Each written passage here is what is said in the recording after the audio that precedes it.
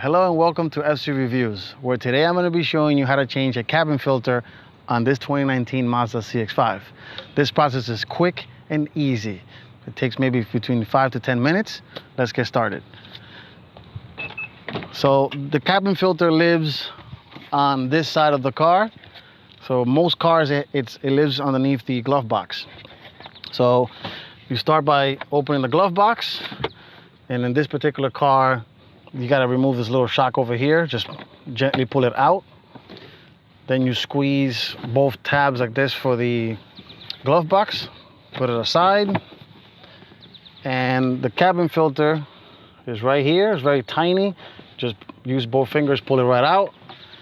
And as you can see, it's pretty disgusting because you're supposed to change it at least once a year. And some people may forget that they even have a cabin filter. All right, so let's put that guy there. I'll leave the link in the description below of where to get this filter and the product number, where to buy it. So this is the new one, and look at the difference. New and old is just drastically different. And once you put it back in, you're gonna repeat the process, and you're gonna just slide it right in. It has a little tab on the bottom. It clicks in. Make sure it's nicely secure.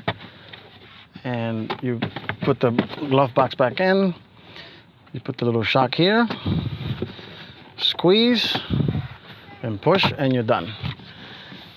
And that's how you change a cabin filter on a 2019 Mazda CX-5. If it's the same exact process from 2017 to 2020 CX-5, because that's the first generation of this particular body style. It's not a hard process, as you can see. It's quick and easy. Thank you for watching. If you like what you see, please like, comment, and subscribe.